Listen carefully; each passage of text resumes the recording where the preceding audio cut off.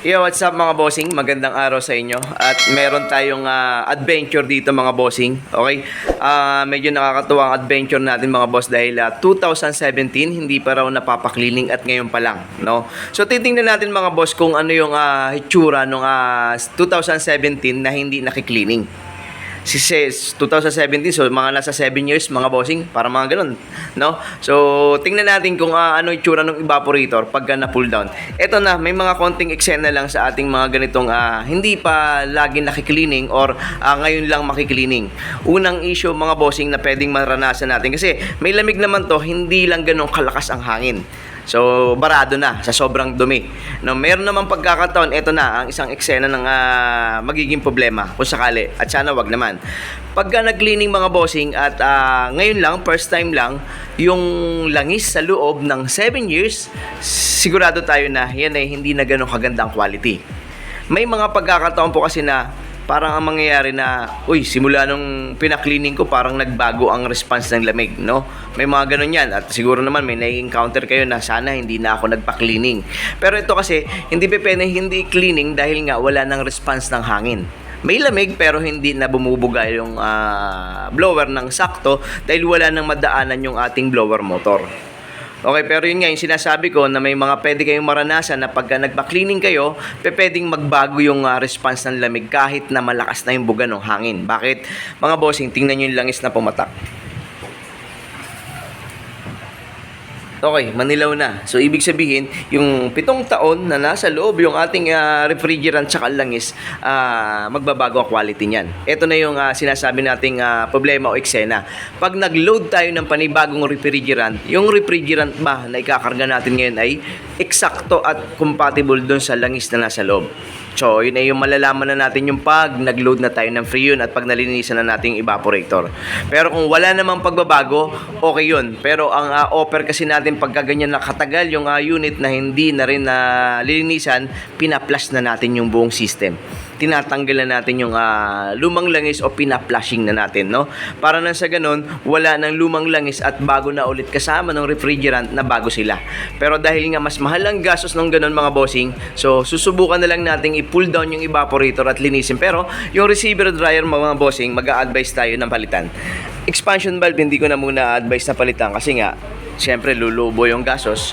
Pero mamaya, pagka i-load na natin yung refrigerant, titingnan natin yung response talaga niya, no? Na kung magiging okay ba talaga siya sa bagong refrigerant natin mga bossing. Kasi yun yung nai-encounter natin na pagka first time nalinisan, may mga nagiging problema na, ba't parang tumabang o may naalamig or merong high pressure na. So sa ngayon tong mga bossing, wala pa masyadong kaming nararamdaman na high pressure. Kasi nga, unang-una, yung klima ng panahon, mababa rin yung high side. So wala siyang nararamdaman ngayong high pressure. Mamaya mga boss, titingnan natin, no? At saka pag na-pull down natin yung ating evaporator, kung gaano kadumi yung 7 years. At tingnan natin kung yung gamit ba ng ating mga kliyente o ng may-ari hindi ganun kabugbog or hindi ganun sabihin natin lagi siyang malinis, no?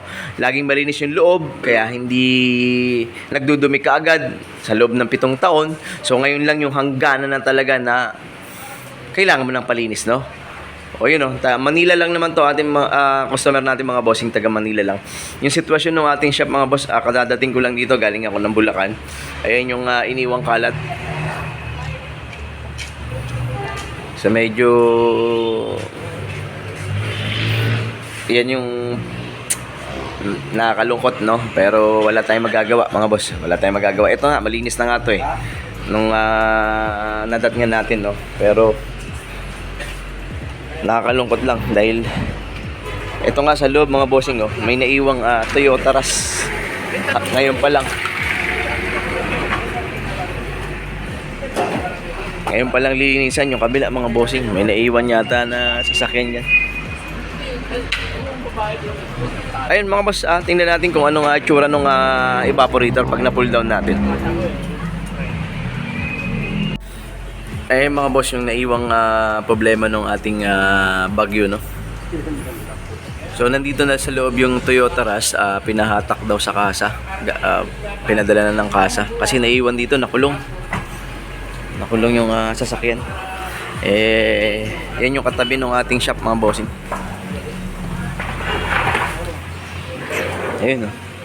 Medyo malaki-laking problema yung gagawin dun. Kasi lahat yun sigurado lilinisin. Wala nang inom, pagdating sa bahay, minom pa uli. Sa sobrang barado rin nung dumi mga bossing, pati yung drain plug, hindi na makatuloy yung hangin. Mga bossing, isa sa mga palatandaan na hindi pa rin nabibiyak or natatanggal ang ating evaporator, itong plastic na to. Yung iba po nito tinatanggal na, hinihiwa na yan dyan kasi na nakaharang. Ngayon, ang gagawin muna natin, preserve muna natin na wag putulin kung dadaan dito. Aangat lang naman natin yung mga bossing, may tornilyo yan dyan. Ito mga bossing, tinutukan na nila ng electric pan yung butas ng louver para lang mahigop. So kasi ganito siya kahina ang hangin. Ayan. Number 2, high as in wala. Nakabukas naman mga boss. Mabuti pa rito kahit pa paano meron. Pero yung ugong na motor mga boss, lakas. Wala nang kabuga-buga. Kaya pati lamig mga boss wala. Okay.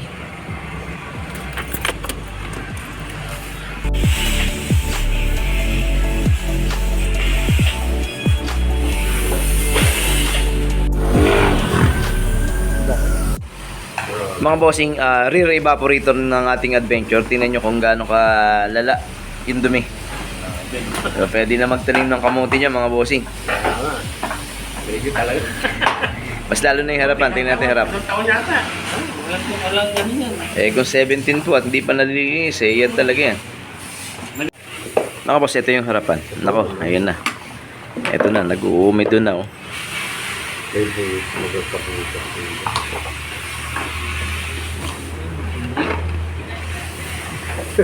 Sobra. Ayan mga boss, nagje-jelly na. Ang kalaban dito, pagka may butas or magkaroon ng butas to. Okay.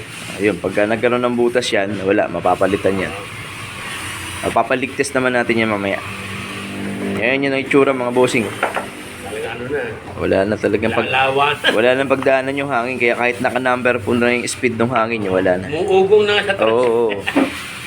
Uugong lang yun, wala nang hangin na lalabasan. Kaya bumali ako ng pan para lumakas-lakas kahit paano ba.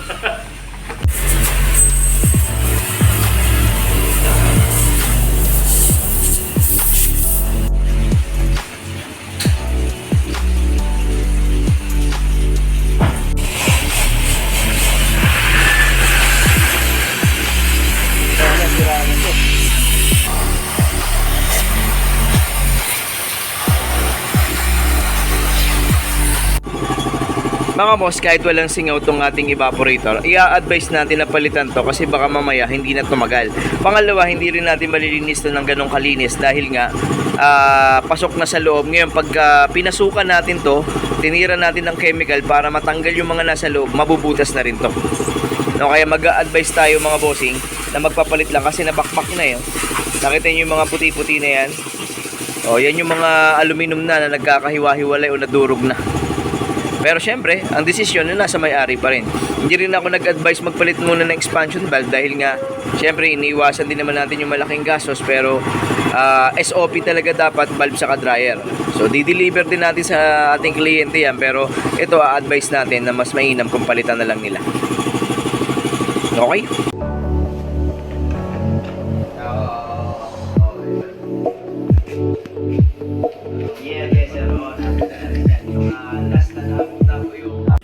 Mga bossing, nagkasundo kami ng ating kliyente na magpalit na lang ng panibagong evaporator. Pero mga boss, hindi na kagaya nung sa kanya yung ipapalit natin, no? Laminated na yung ibibigay natin sa kanya para at least mas malamig at saka syempre mas matibay ng konti ron sa serpentine natin, no? Okay, ito na yun.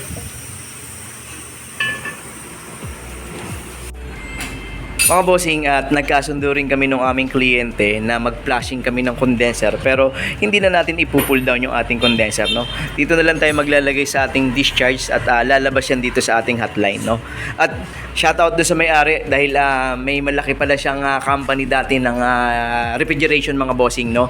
Kaya mabilis kaming magkaintindihan kung ano yung sitwasyon at kung ano yung mga gagawin. At salamat din sa mga advice. Shoutout kay Sir Raymond, si Raymond Lim ata. Oh. At syempre, andito rin yung kasama ni bossing. Pangalan mo nga, sir? Saldi. Rizaldi. Ayun, shoutout kay Sir Rizaldi. Ayun lang mga boss, no?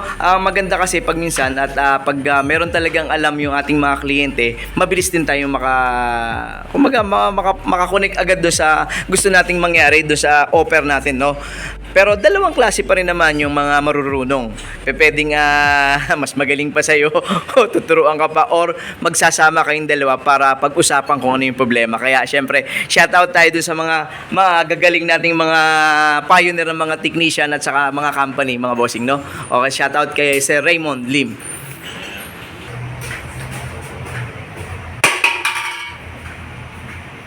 Yeah.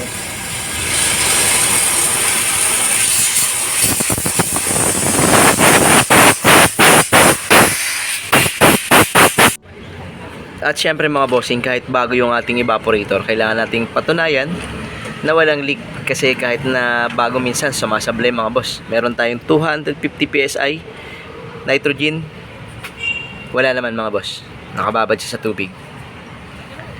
Okay, very good.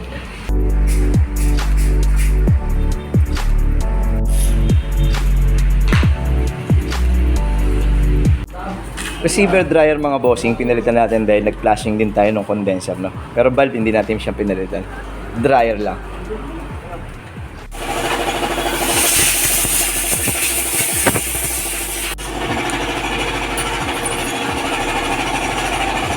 Mga bossing, vacuum tayo, no? Ang sabi ng ating kliyente, tagalan natin ng vacuum. Tama naman, pagka nagba-vacuum tayo, huwag yung mabilis lang na vacuum.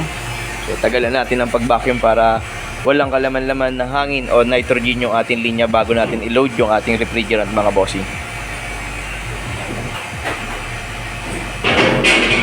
Okay, load tayo ng Freon, mga bossing. At magbe-base pa rin tayo sa ating kilo. At syempre, magbe-base tayo sa ating dryer, yung glass. Okay, start!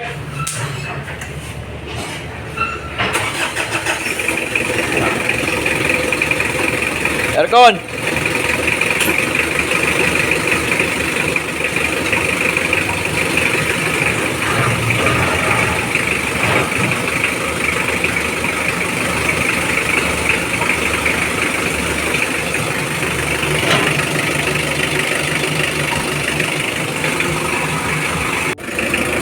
Mga boss, final lang reading natin, 200 high side, 42, 43 ang low side. So very good naman.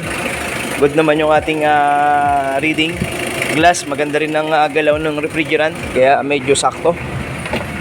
Wala pa namang mga 5 minuto siguro nakaandar.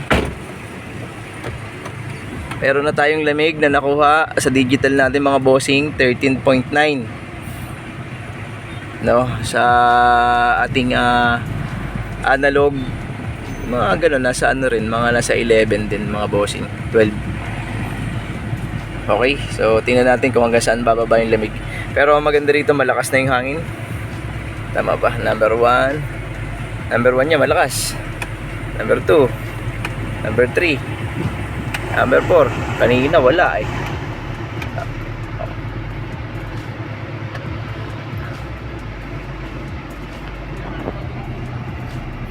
Okay, so far yun lang ang nakuha pa ngayon, pero bumababa naman yung thermometer natin, no? So patagal-tagalin lang natin ng konti, pero papasok naman to sa ating reading at saka lamig na kinukuha lagi, no? Valve, mga bossing, hindi tayo nagpalit. Okay, obserbahan lang namin, tas mamaya tingnan natin kung mapapainal pa natin yung lamig.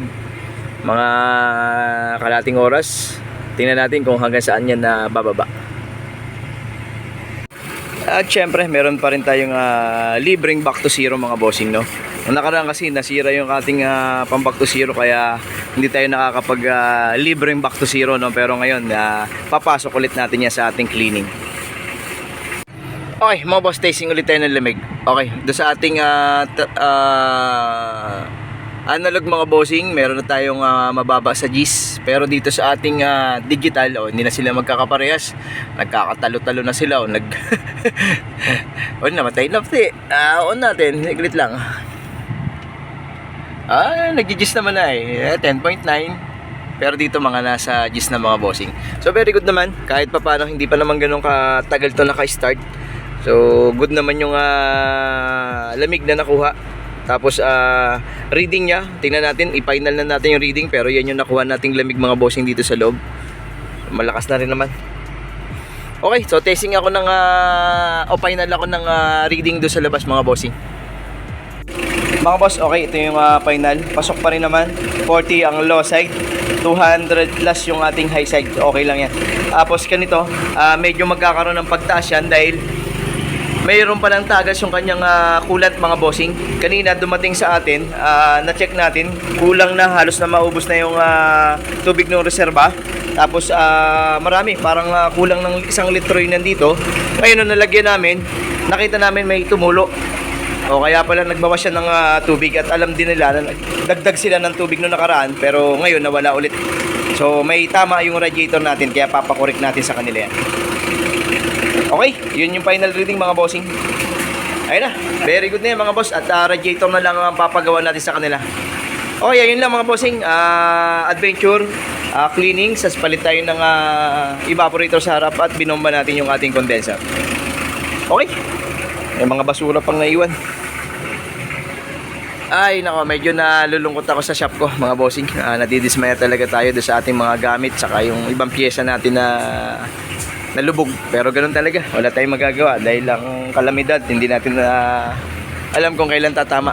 Pero ang importante mga bossing, diretso lang at yung pangarap natin syempre wag nating ialis para at least yung ating gusto marating ay makuha natin, no?